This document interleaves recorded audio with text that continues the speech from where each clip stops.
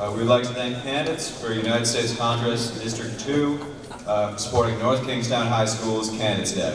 Following a predetermined speaking order, each candidate will be given briefly introduced by a sponsoring student, after which said candidate will have more than 1 minute to offer introductory remarks for the audience. After each candidate has offered their opening remarks, students may approach the microphone in front of the stage to ask questions. Our first candidate sponsoring student will now offer a brief introduction.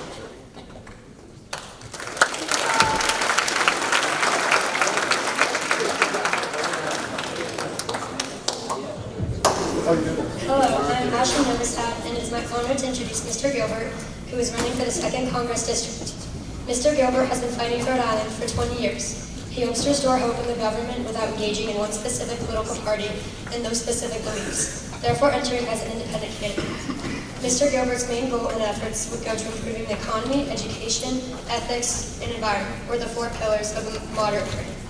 It is now my pleasure to introduce our next representative for the 2nd Congress District, Mr. Gilbert.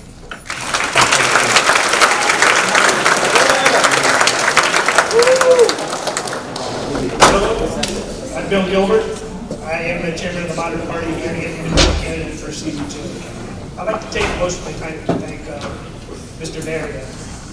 This events that he puts on here and tries to inspire young people in politics is phenomenal.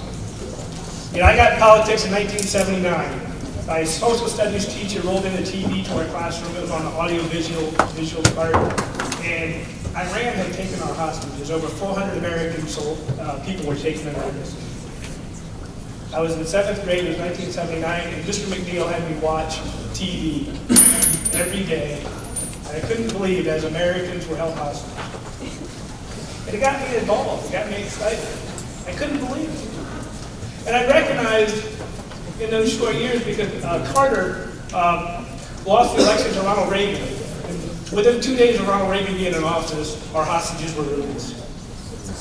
So I recognize that politics plays a big role in foreign policy, and I think you're seeing that today. You have Russia, you got a lot of issues that we need to be talking about. And thank you, Mr. Pierre.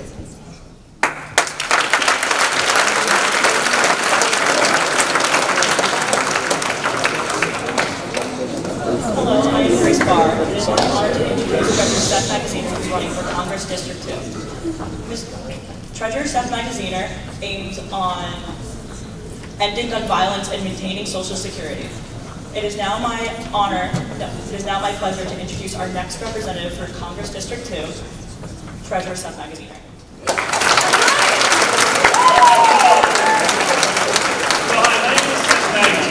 I started out my career as a teacher. I started out teaching 3rd and 4th grade public school, and that experience has inspired me throughout my time in public service. I've been your state treasurer for the last 8 years. I was the youngest person ever elected to the role of state treasurer in Rhode Island, where my biggest priority has been putting more funding forward to repair school buildings across the state. We have put more than 20,000 people to work fixing and replacing school buildings all across Rhode Island, including here at this school, where we finally have put some money to fix the HVAC system so that it's not 1,000,000 degrees here in the spring and the beginning of the year. We've also worked to expand financial education in Rhode Island, financial literacy. A big shout out to Mr. Garland and the financial...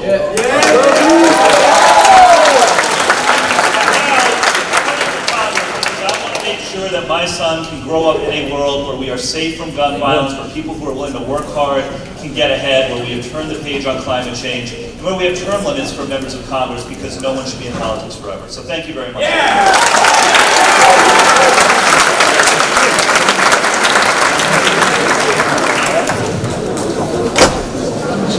He's got an assistant. All right. We'd like to thank the candidates for their opening remarks. The front is now open for questions. You may approach the microphone.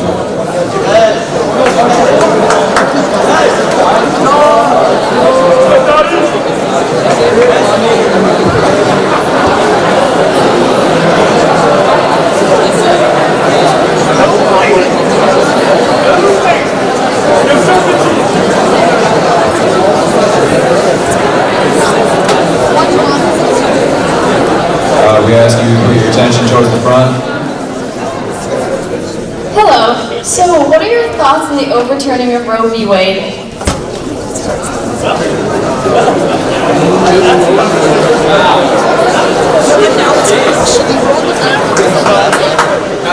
you very much for the question. Let me be clear. The decision about whether or when to have children or to terminate a pregnancy should be the decision of women and not a decision made for them by politicians or by judges.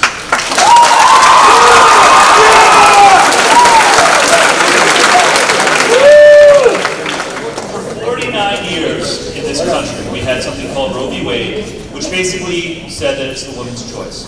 And a group of extreme judges overturned Roe v. Wade after 49 years just a few months ago. What we should do, and what I will fight for in Congress, is pass a national law putting Roe v. Wade into federal law so that no judge can overturn it. It's clearly stated in the law. We did something similar in Rhode Island 3 years ago. We passed a law here in Rhode Island to protect abortion rights. As state treasurer, I was proud to testify for that bill and advocate for that bill. But we have to do the same thing at the federal level, because it shouldn't matter what state you live in. Everyone should have those same protections. And the last thing I'll say on it is, look, I'm a Democrat. I don't think all Republicans are bad people. I like working across the aisle and all that. But the Republican leadership in Congress has been clear that if they take over Congress, one of their priorities is going to be to pass a national abortion ban. That would be a disaster. And so we cannot let them take control. We have to do the opposite and protect abortion rights nationally. Thank you.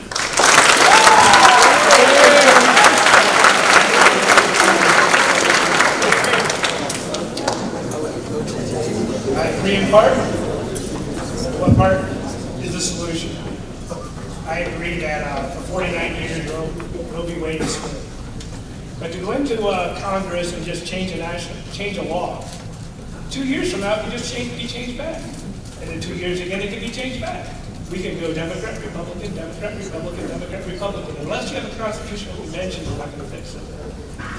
That's what should have been done when Roe v. Wade happened.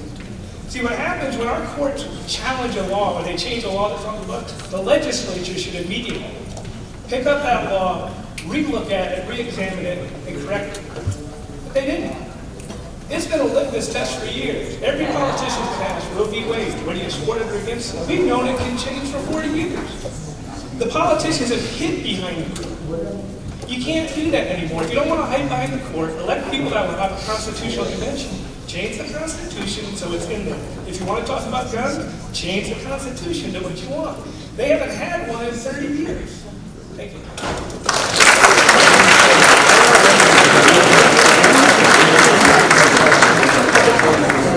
Hi, I'm just wondering what you'll do to reduce the amount of gun violence specifically in schools.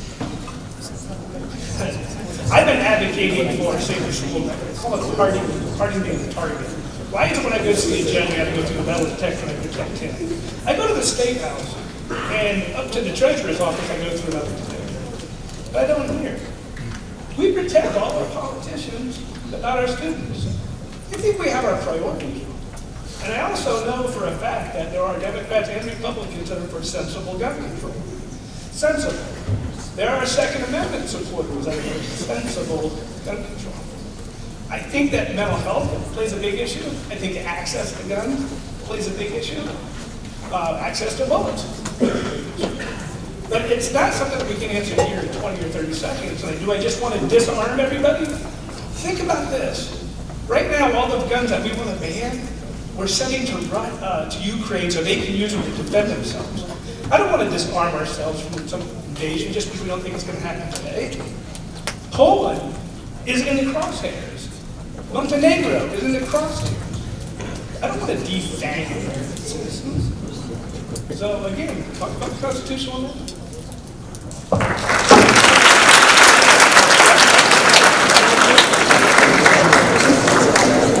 So listen, weapons of war, assault weapons, high-capacity magazines don't belong on our streets and don't belong in our schools. I'm a new father. I have a 1-year-old. I don't want him, when he's your age, to have to go to school and worry about school shootings and lockdown drills. It didn't used to be this way. We had a national assault weapons ban in this country for 10 years that the Republicans allowed to expire.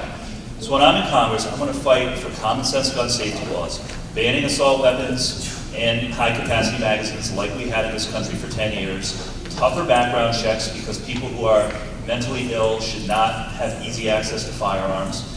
And yes, we have to support mental health, more school counselors and all of that, but we gotta be honest, like the problem with gun violence is the guns. You know, every other major country in the world, they struggle with mental health issues too, but they don't have out-of-control gun violence because they have tougher gun laws. There's no reason why we shouldn't have the same in the United States. Thank you all.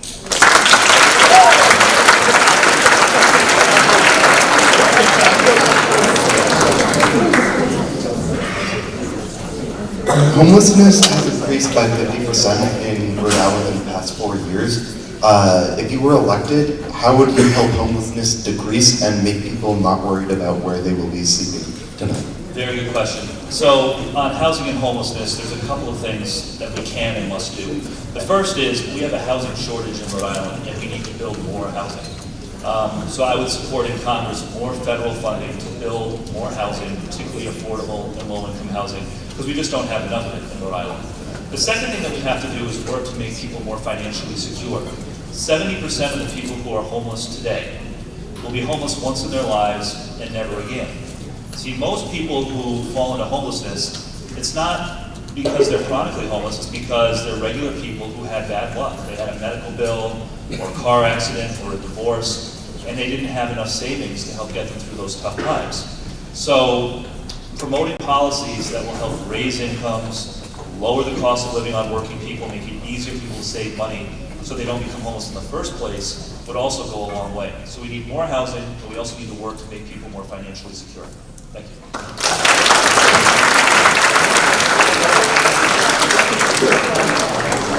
I think you're going to find that Seth and myself are aligned on a lot of things.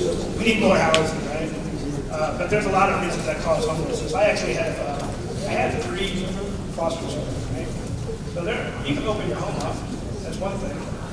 I can tell you something, Allen Fund. The reason why I'm not going to vote for Allen Fund is in 2017 and 2018, he changed the laws in Cranston to make panhandling illegal, and he went and arrested them.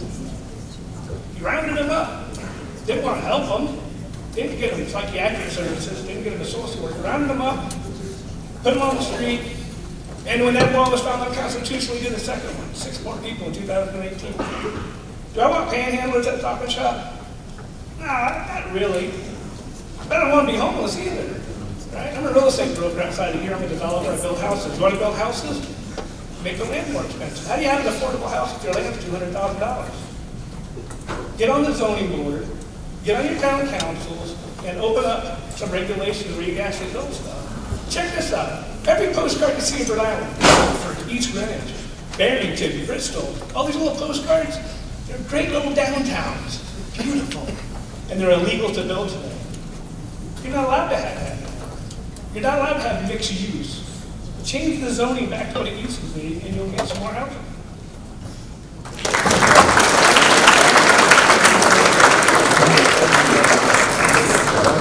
What is your opinion regarding the recent scandal in North Kingstown School Department involving a child predator?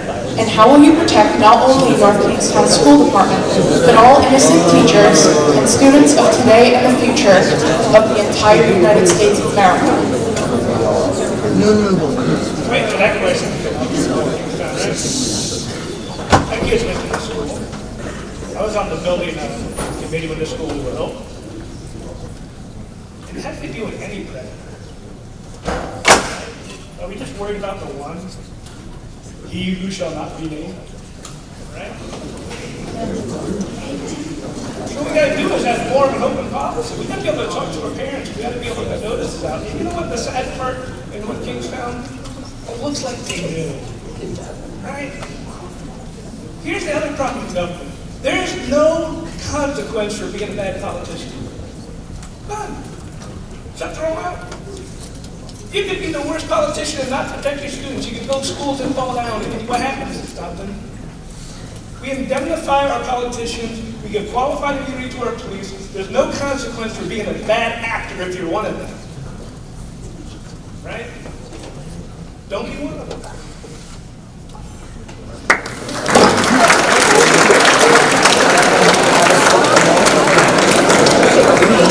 I want to start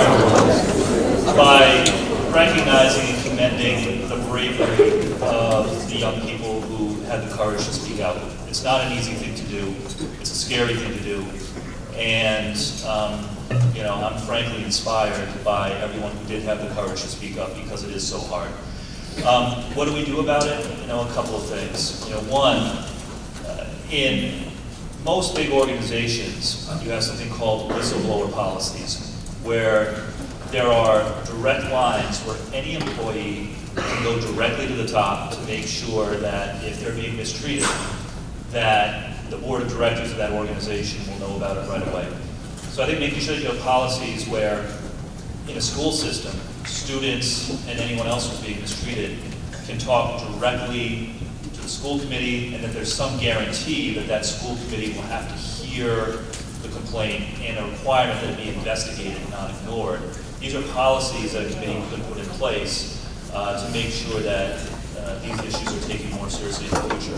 The last thing I want to say on this, and I know I'm out of time, but given the importance of the topic, I hope you just give me 2 seconds. When I get asked about this around town, what I say to people is, this is a tragedy, it's unacceptable, it's infuriating, but also please, let's not let it drown out the positive things that are happening in North Kingstown schools, particularly North Kingstown High School. You have one of the best business and finance programs in the entire state. You are the only school in the entire state that does candidates forums like these. We have a lot of really good educators here who are doing the right thing. So we have to take this situation seriously, and we have to make sure that we have real reform. But every one of you should be proud to go to this school. I hope that you are, because there's a lot of good things happening here as well because of the people in this room.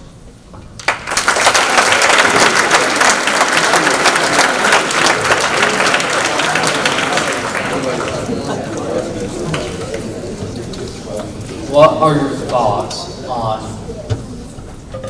LGBTQ community and how many people are being bullied for being in that community? Yeah, so my very first experience in politics, before I was ever elected to anything, I was a volunteer on the campaign to pass marriage equality in Rhode Island over a decade ago. And when we were doing that back then, our volunteers were bullied, they were harassed, and we stuck with it because we believe that people should have the right to marry who they want to marry, to love who they love, and to be true to themselves without anyone telling them otherwise. And it really makes me sad to see today, all of a sudden, there are people on cable news, people in politics, who, for selfish reasons to boost their own profile, think that it's okay to bully kids who may be transgender, who may be non-conforming. And what we've got to do is call it out. Call it out and say that these dog whistles are wrong, that young people deserve our support as they go through their journeys, and that it is wrong for adults and politicians to be bullying kids for their own political gain.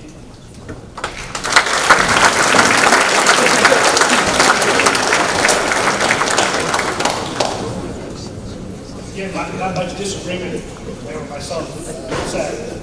I would go back to, you know, I don't want to see it. That's horrible. You know, I was walking through the high school earlier, and, you know, looks like there was an orange on the ground, looks like somebody was throwing stuff around, and all I saw was people getting mowed. You know, luckily, I wasn't one of those kids in high school. I really wasn't. And I know that the dress code came up. Somebody talked about, usually you get asked the dress code. Should you have a dress code in school? You know, and I know that's one of those typical ones because I was the poor kid in school. I got picked on for different reasons. Because I couldn't wear fancy clothes. My mom was a single mom, and there was 9 of us. But we shouldn't be bullying anybody. But it comes back to Constitutional Convention. You know, the same-sex marriage. Should you be able to make a cake? We have to make a cake for a same-sex couple. You know, without having a Constitutional Convention, you're just going to have a law that changes every time the Congress or the Senate changes. So we really need to have that Constitutional Convention. Thanks.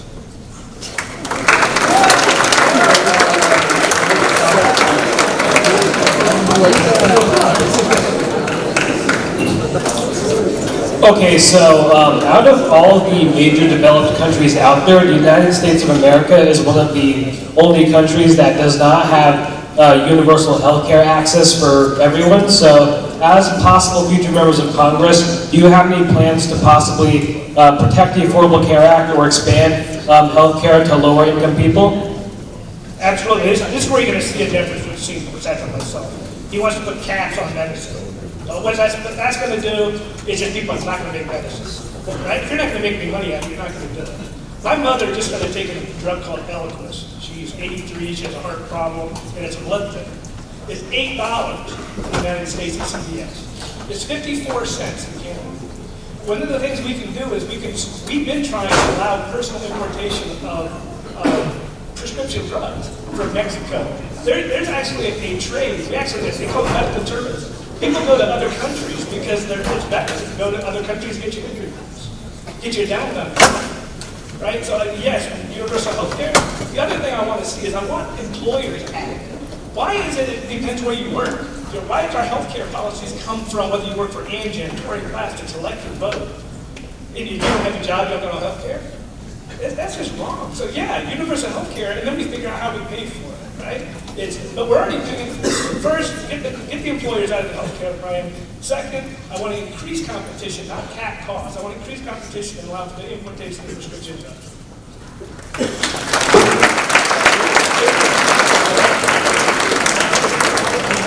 Yeah, so older Americans are all eligible to participate in something called Medicare, which does a pretty good job providing low-cost, high-quality health care to older people. The problem is, for anyone who's below the age of 65, the system is a total mess. Some people get insurance through their employers, some people buy insurance themselves through a health exchange, some people have no health insurance at all, and if they get sick or get hurt, then they're out of luck. And so the first thing that we should do is allow everybody, regardless of age, the option of joining Medicare if they want to. I don't think it should be required. I think if people have insurance they like and they want to keep the insurance they have, they should be able to do that. But everyone should have that same Medicare option that's worked pretty well for seniors. And we do have a disagreement on prescription drug costs. The cost of medicine is way, way, way too high. Only in the United States, not in much of the other countries in the developing world.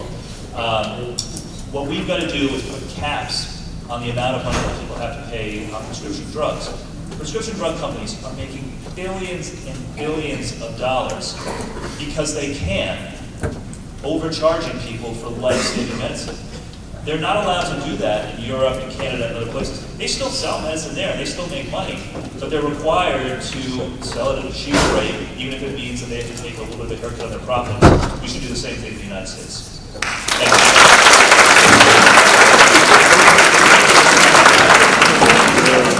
So this question, Mr. Magaziner, I feel like it would be more directed at you, and I'm not singling you out. I feel like this can definitely go towards Mr. Funk's side as well. And I've seen the commercials, and personally, I feel as though that politics, I understand that they're divided, it divides the country, you know? But I feel as though working together could definitely help instead of just trying to tear down one another and just some sort of ad campaign.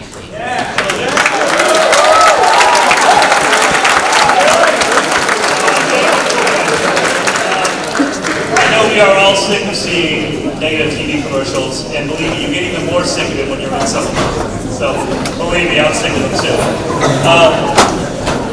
Here's the problem. I'd say two things. First, the Supreme Court, which is extreme, not just overturned abortion rights, but a few years ago, they issued a decision called Citizens United, which has been a disaster for this country. Under the Supreme Court Citizens United decision, corporations and billionaires could put unlimited amounts of money into campaign ads. And so the vast majority of the negative campaign ads that you're seeing on both sides, not just trying to help me, but also trying to help Alan Fund, the vast majority of those ads are actually not being run by the Seven Magaziner campaign or the Alan Fund campaign. They're being run by outside groups that are now allowed to pour unlimited money into ratings. So the first thing that we have to do is pass a law reversing Citizens United so that we don't have billionaires and corporations allowed to spend unlimited money on TV ads. To your larger point about working across the aisle, absolutely. I've done it for the last 8 years as state treasurer. So I talked about the school construction program that we passed. That was a bipartisan bill where I worked with Democrats and Republicans in the State House to get it done.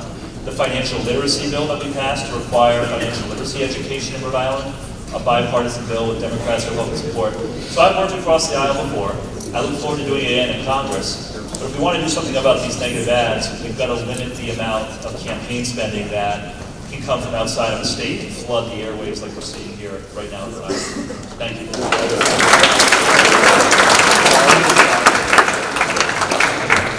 Another spot where I disagree with my fellow brother here. You know, if he doesn't support the negative ads that people are paying for him, he should say, stop it. I don't want your money, right? The two-party system, how's it working for you? 40 years, Democrats, Republicans, great job. Woohoo! I spent $0, right? And if you want to take money out of politics, make it a public process. Everybody that qualifies for the ballot, give them airtime, give them website time. I'm for free internet for everybody. I think the information superhighway should be free. You can't be a kid today and not get on the internet. That's what happened in South Boston. And well, these two guys are yakking. It'd be a negative. Who's inspiring you? Who wants to change? Who's something different, right? He has full control. Absolutely he does. Mr. Cohen does too. Negative works. Because we think in sound bites today. What I want to inspire people to do is think a little bit deeper. Scratch the surface. Join a party, Republican, Democrat, moderate, I don't care. Join and participate. Thank you.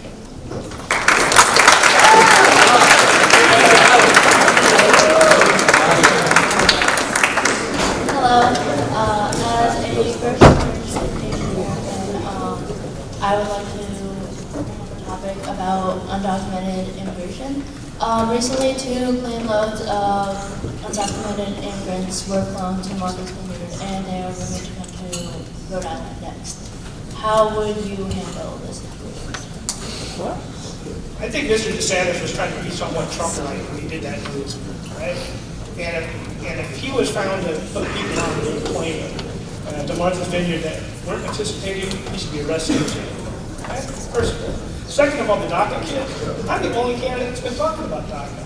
DACA was pretty much disseminated in 2019 and 2021. Nobody's talking about it. I am. Because we have students that have gone all the way to the North Kingstown system from 6th grade, 7th grade, 8th, from kindergarten, and they're not documented. That's not their fault. Their parents crossed the border at some point in time. We have to have a pathway to citizenship. And I'm for that. You know, one of the things, if you have an American diploma, you should be American. That's what I think. The other thing when it comes to immigration, it's a difficult subject because we also have 12 and 13 different languages up in front of us. How do you teach that to these students? So I think we can do both. We can have DACA and we can have some more strict borders at the same time.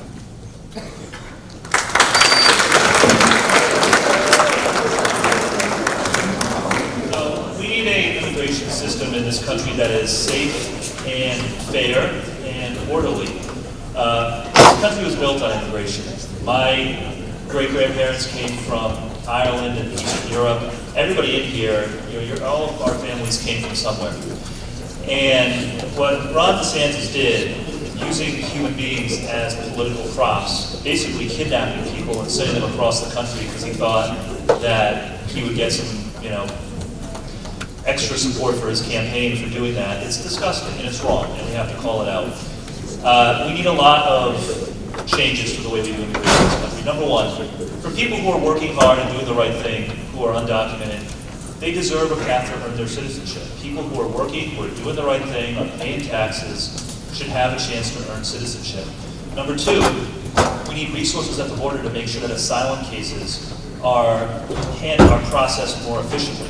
Because a lot of times what happens is people are coming here because they're fleeing violence, they're fleeing persecution, they get to the border, and legally they should be allowed to come in, but their cases are held up for weeks and weeks and months because as a country we haven't invested enough in making sure that we process those cases faster. Finally, keep in mind why people are coming here. More often than not, it's because they're fleeing persecution, violence, and poverty. In Central America right now, there are big issues with drug cartels taking over large portions of those countries and creating violence. The United States should be working with those other countries to crack down on the drug cartels so that it's safer for people, if they choose to stay in their home country, to do so. So these are all things that we can do and should do as part of a comprehensive immigration package that's based, once again, on having a system that is fair, and that is safe, and that is orderly. Thank you.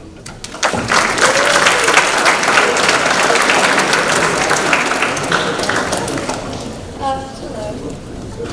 Over the summer, the Supreme Court overturned EPA regulations, leading to more pollution in the environment. What will you guys do to help keep our environment clean and healthy? Yeah. There was what we have to do is we have to move aggressively toward a clean energy future. We are the ocean state. The Narragansett Bay has already risen 6 inches in the last 30 years.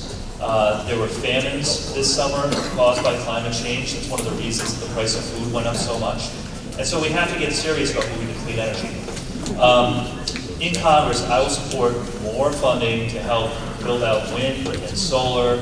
We have a tremendous opportunity here in Rhode Island with offshore wind, for example. We can put a lot of people to work for good jobs, building more wind turbines so that we can power our energy here locally instead of relying on Vladimir Putin in Saudi Arabia and other autocratic regimes to send us oil. But we have to be aggressive about it. And there is a big difference, and again, I want to work across the aisle whenever I can, but there's a big difference between the two major parties on this. There was a bill that passed last month called the Inflation Reduction Act to make big investments in clean energy. Every Democrat in Congress voted for it. Every Republican voted against it. Our opponent, Alan Plum, said he would have been against it too. And it's because on the Republican side, a lot of the money for those TV ads is coming from the oil companies. I'm not taking any money from the oil companies. I don't want any money. And we have to draw a line in the sand and say that if we're going to be serious about climate change, we need to invest in more clean, renewable energy. So thank you for the question.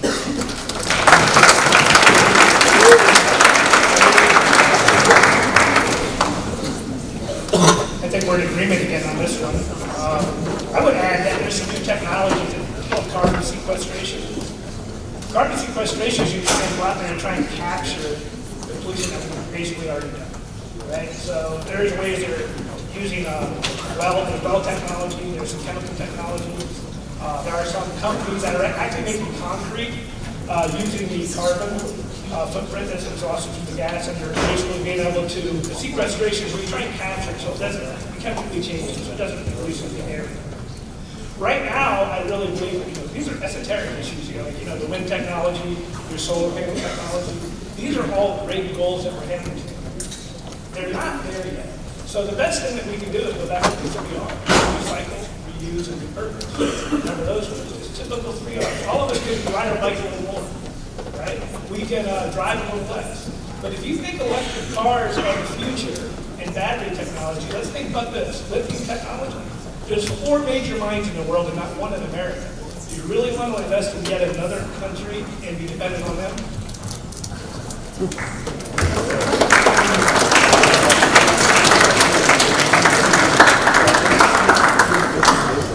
What are your opinions on marijuana being legalized?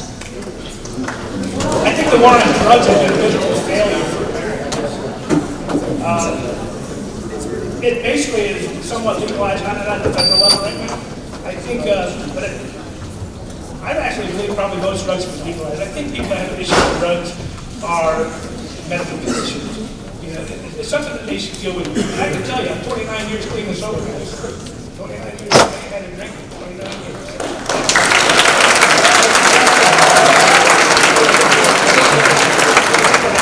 That's not the brag, but I know solutions work, right? Since you're arrested, I used to like to party. I happened. I started just like you guys. I went to a kid party one day, and I started drinking. One day I found myself, I was 26 years old, my life was a mess. And I had a little baby. Locking me up wasn't going to help me. We need to decriminalize a lot of our health issues. All it does is invite the police and the government into our life, and they are not the solution.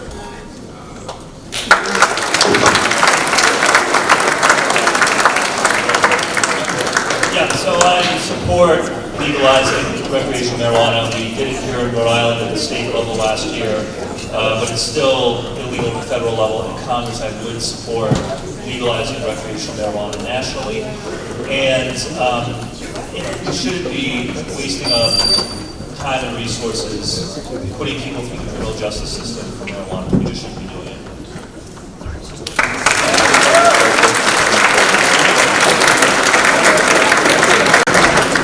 So, protection of women in America has been a big thing. Women have been raped, sexually assaulted, abused throughout our entire history, throughout history of the world.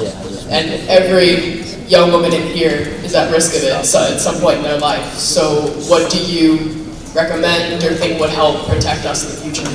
Yeah, really good question. So, we need to pass tougher laws to protect women in the workplace in particular. So what does that look like? It looks like better whistleblower policies, where in every big organization, in every big company, there's a requirement that if anyone is harassed, that they can lodge a complaint right to the top, and that there will be a guaranteed investigation if that would happen. There's all kinds of other ways, subtle ways, that women are harassed that we need to get rid of as well. So for example, we're one of the only countries in the developed world where we have a tip system for restaurant workers and hotel workers and bar workers, where people make most of their money off of tips instead of wages. That opens up the door to making it a lot easier for customers to feel like they can get away with treating wait staff and female employees in a certain way because they have a level of power over them in how much they tip them when they leave, right? So moving toward one wage system, a minimum wage system that doesn't rely on tips, like most other countries have, is another way that we can crack down on that sort of harassment. And similar things with the way that that child care and domestic workers work as well, making sure that there's clear lines of reporting for whistleblowing and that people are compensated in a way that doesn't open the system up to abuse. Those are just some things that are top of mind. I thank you for the question.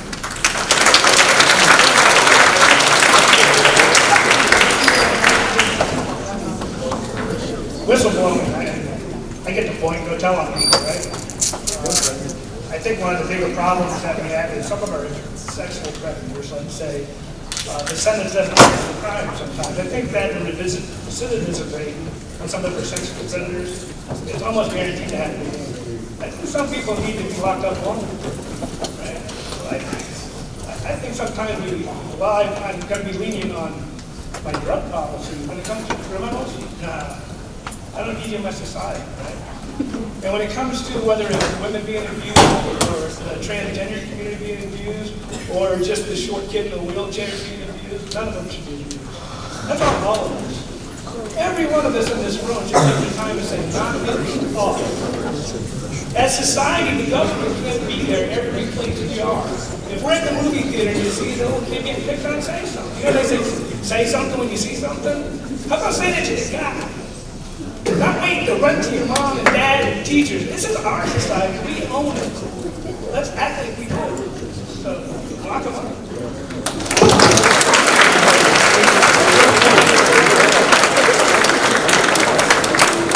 So it's more of a general question, but I'd like to know about each of you. What is it about yourself, not your beliefs or policies, whatever, what is it about you that makes you best fit for this position to continue your work not only on a state level, but on a national level?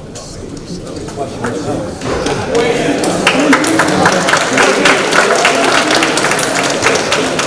guess if I was trying to sell myself to you, I tell you about my 35-year career in manufacturing.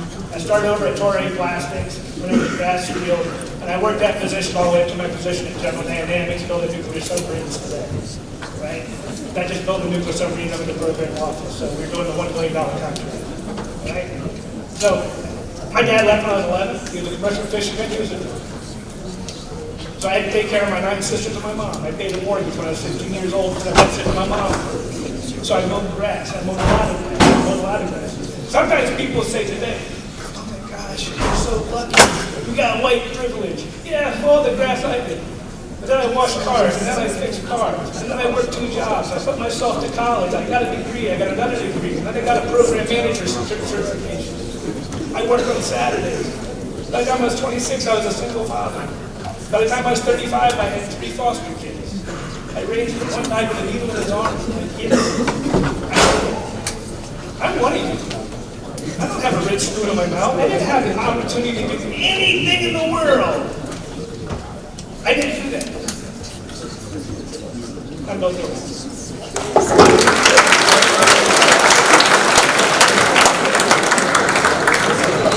Yeah, thank you for the question. It's a good one. I'd say there's three things that inspire me in the work that I do. It starts with my grandparents. My grandparents, I remember them vividly. They all grew up poor in the Great Depression. They had jobs that were not glamorous jobs. One of my grandfathers was a steel worker in Worcester, Massachusetts. My other grandfather was a bookkeeper in New York City. And with those jobs, they were able to afford to buy houses, put their kids through college, and build a good middle-class life. And what I hear as I go around Rhode Island is people are working hard, just like my grandparents did, but they're not getting ahead like that anymore. It's harder for working people to get ahead than it used to be. That's something that inspires me, is I want to make it easier for people who are willing to work hard and do the right thing to build a good life for themselves. The second thing that inspires me is I'm a new dad. I have a one-year-old baby at home. I want him to grow up in a better world, a world where he doesn't have to worry about gun violence, where we've got serious about climate change, where fundamental rights like a woman's right to choose are protected. And then finally, I've spent the last 8 years as state treasurer working in every single city and town across Rhode Island on issues to help people. Here in North Kingstown, finally fixing the HVAC system in the high school, fixing schools across the state, working on clean energy projects across the state. I know the issues that every city and town in Rhode Island are facing because I've spent the last 8 years in every city and town in Rhode Island working with people to solve problems. So I'm looking forward to bringing all of those experiences to Congress and being a voice for our state and our communities in Washington. I thank you for the question.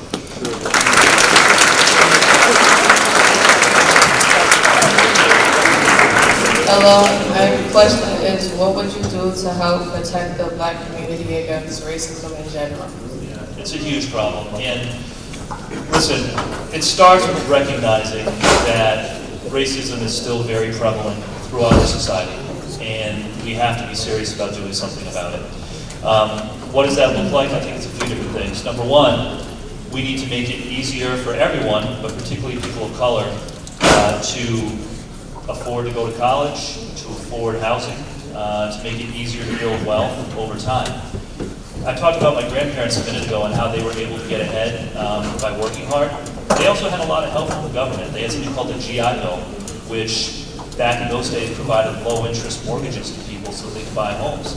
But people of color were cut out of those programs. And that's one of the reasons why the average white family today has almost $200,000 more household wealth than the average black family.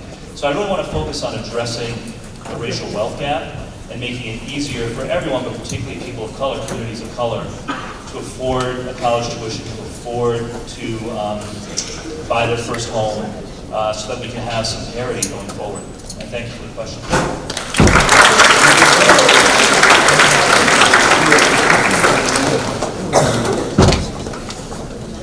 I think the question becomes one for me as a positive engagement. We can reach out to the community of color. As Seth pointed out, why is it only North Kingstown, the only school that does this with the Canvas Day? Guys, if we do this in South Providence, with the east side of the Cranston, well, we had a more minority population, and we started with the MLPs. Right? When's the last time that we've had one of our state leaders be a person of color? I tell you, when I ran as the moderate party governor 4 years ago, my lieutenant governor was a person of color. Successful person of color. He's the CEO of Berkeley Credit Union. We can reach out to our community. We can go and engage them where you're at, where the people are at. We need to get into the inner cities. We got to get into that Wi-Fi that I talked about. We got to bring them the politicians. We got to get them on the boards. We got to get our town council to look like our community. Why is North Kingstown Town Council this all white? I don't know.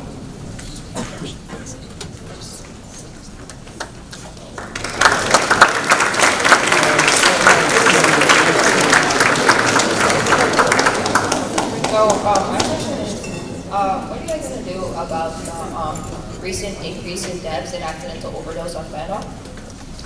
Yeah, back to that question. One of the issues that's causing that I'm in the community. It's me, Malone, one of the big drivers of this, not just because the drugs are cut, is to get help. It's a shame and it's a crime. You can't say, oh, we should just go and turn yourself in. Yeah, you get locked up, right? We still haven't taken the stigma away from asking for help. So what we have is people willing to risk their lives. That's how powerful addiction is. They're willing to risk their life, knowing that the drug might be laced, but they still stick the needle in their teeth. Like I said, I married Jeremy. Jeremy was a foster kid. I took it. He was at 39 group homes. I couldn't keep the needle out of his arm because I couldn't leave him 24 hours a day. So this is a struggle of all society. This is why we need to watch our friends. We need to watch our buddies. This is society. We need to remove that. We need to make that access to care, that continuum of care, prevalent in almost every corner, just like the drink. Thank you. Yeah, thank you for the question, because this is a big and growing problem. And I think we have some agreement here. As a society, we have to stop treating people with addiction as criminals and start treating them as people who need help. And so I support things like making sure that law enforcement officers have access to Narcan to help people who are overdosing. Safe injection sites, which is something we're just starting to do in Rhode Island, and we're one of the first states in the country to do it. So if someone is an addict and wants to use, they can go and do so in a safe place where they're supervised, not just to prevent overdoses, but also because the research from other countries has shown that when you provide those safe sites, people are more likely to ask for help getting off of their addiction when they're around people who they trust. So we should lean into models like that that are working in other places. So we have to stop treating people who have addictions like they're criminals, start treating them like people who need help. On the other hand, we have to be very tough with dealers and others who are manufacturing and selling fentanyl. This is incredibly deadly stuff, far more deadly than even run-of-the-mill heroin. And we have to start getting tougher with the people who are putting this out on the street, while at the same time giving compassion and resources to those who are struggling with addiction. And I thank you for the question.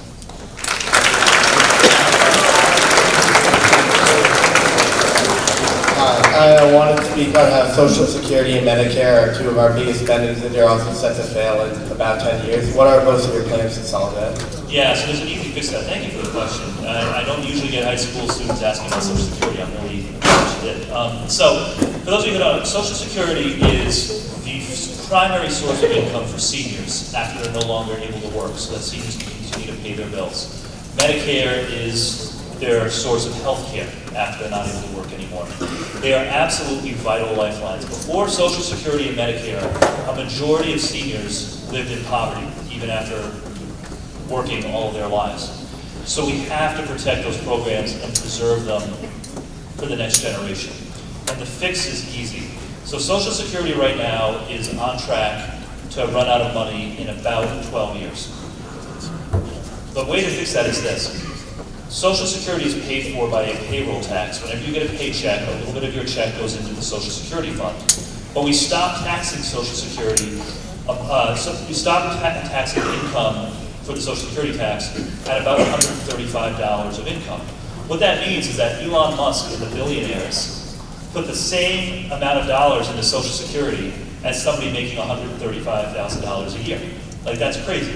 The easiest thing to do is just get rid of that cap so that Elon Musk and people making $1 million a year pay in more, and than people who are making $135,000 a year. You do that, you add another 30 years to the Social Security Trust Fund. So it's an easy fix, it's something that we ought to do, and we have to preserve those programs. But importantly, there are others, particularly on the right in this country, who talk about lowering the benefits in order to preserve the program for another generation. That would be the wrong way to go. Don't cut Social Security. Lift the cap on taxes above $135,000. You can preserve that program for another generation. Thank you for the question.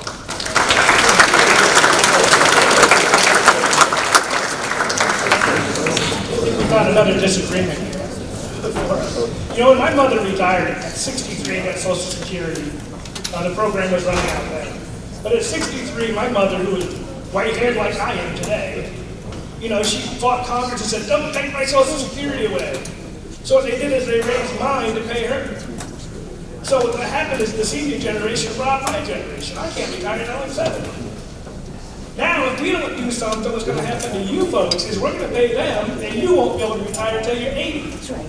What he wants to do is tax people even more. So if it's okay to tax people, what about this? What about people, there are people like Nancy Pelosi making $80 million, she's like worth $80 million and she gets a Social Security check. Should we be paying people that are worth $4 and $5 million and raise your age so she can have hers? She's at fault. A party of power is why we're here. So why should I raise your age or your tax or your cap as he wants to? Because that cap, he wants to act like, oh, it's only people that make $112,000. Well, how many people here want to make $112,000? That might be you one day. I'm trying to tax you. There is no money that's theirs and ours. It's all of ours together. If something's wrong with Social Security, and we all admit that, should we look at it? He acts like it's a scary thing. Don't touch Social Security. What if it's broke? He says it's broke. So it sounds like we should all be in the same room. Figure it out. Right? It's your money. We're robbing you. That's why I'm going to get you voted and get involved, right? Get fired up. Don't touch your Social Security. Don't worry about mine. I got mine.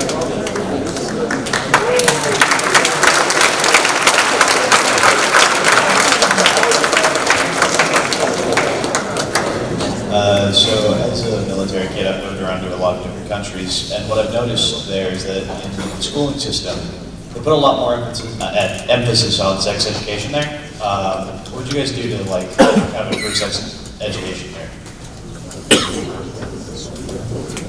When I went to school, that controversial school really didn't have sex education.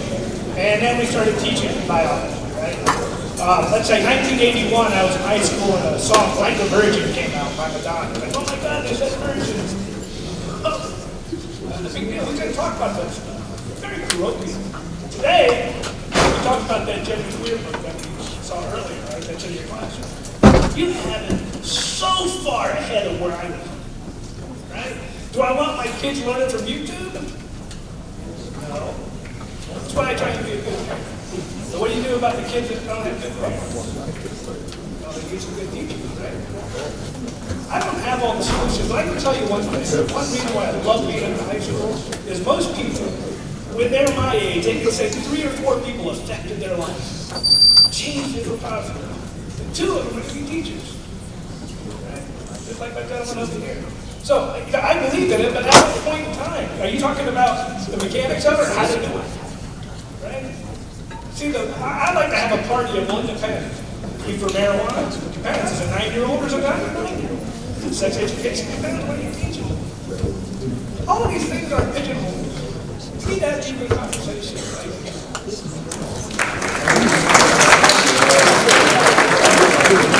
So, this is a serious question because not in Rhode Island yet, but in other states around the country, there's a growing movement to ban books from school libraries, to have politicians get more involved in the curriculum and take things out of the curriculum that people think are controversial. So this is a conversation we should be having.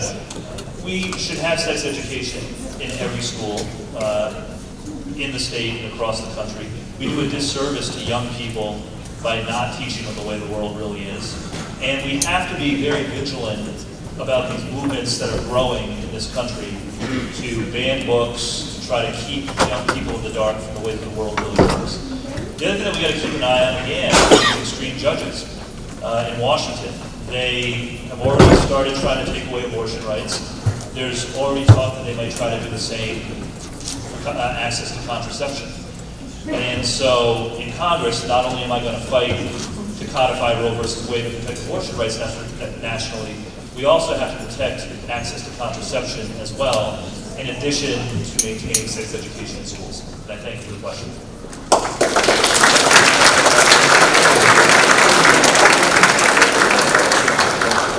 Do you think it's better to be loved or feared as a political leader? But it's better than love. Definitely not love. But what I think is the most important trait in a political leader is you need to have somebody who listens, right? There's a lot of talkers in politics.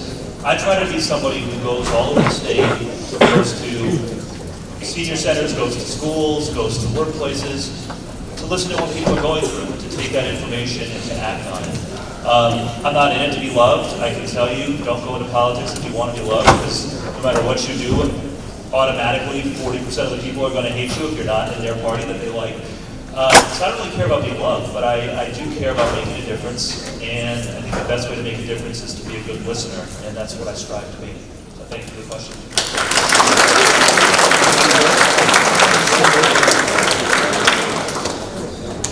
That's called a Hobson's choice. I got two scenarios, and either one are good. When you present a question like that, actually both are true. You know, sometimes it's all right to be few, but I don't want somebody to do something. I need to get serious. I work on nuclear submarines, and if you do stuff right, or people are going to die, and I expect things to get done correctly. But if not, there's going to be a consequence. It doesn't mean I'm going to beat you or kill you or stab you with knives. I put something in your jacket, I might hold you accountable. But at the same time, I want to be liked too, because how do you do that? You need to be inspirational, and you need to be honest, and you need to have integrity, and you can't be hypocritical. Because people won't trust you. You need trust to be able to live in the land of light and fear. If I can inspire people, I can change people's minds, right? I can ask them a question that they don't know, and they go, maybe I don't think about that. They trust me. But you need both. Truthfully, I think if I was one to say the most important trait of a leader would be inspirational. You know, at the end of the day, you're going to be talking about what does success look like from a year from now. Did I make the right choice? This is a job interview. And if you don't know what success looks like, how can you vote for the right person? So first, you need to know what success looks like. And then you need to be inspired to find that person that's going to do it.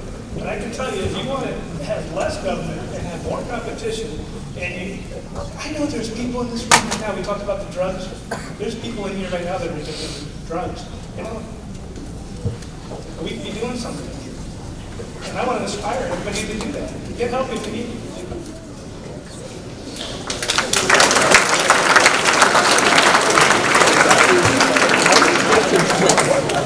Good afternoon. Looking to have COVID, our working class is suffering at the hands of shortages, unlivable wages, and ever-increasing prices. What are you doing on? What are you planning on doing to support the backbone of this country, the working class? That's a good one. They call that supply chain issue. I don't have enough employees. I don't have enough trucks. I don't have enough time. Right? Some of the things that came about by regulations. There's certain levers that the government can pull to change things. Some I agree with, some I don't. Some of the regulations, let's say look at trucking. We put a lot of regulations in place for truckers, but they only can work so many hours. So they have to pull over. Up to 8 hours, they pull over. When they used to work 10, 12, they can drive by more miles. They can't do that now, so that eroded a lot of that supply capacity. Did we get any safer? I don't know. We talked about the regulation. How do you get less expensive houses? I need more land. That's a regulation. We can free up some of those resources. Some of those we talked about. You know, my policy on drugs. I don't have drugs, but I think the first thing, if I really said, I wish people wouldn't focus so much on what they spend. Let me tell you something my dad said. He says, son, you can only shut off so many lights. You can only stop driving your car so far. You can get rid of, he didn't say Netflix, but he said you can get rid of the cable. And all that's going to happen is you're going to live in the dark and be alone. I think we need to focus on earning. Teach people how to earn money. Teach people how to have that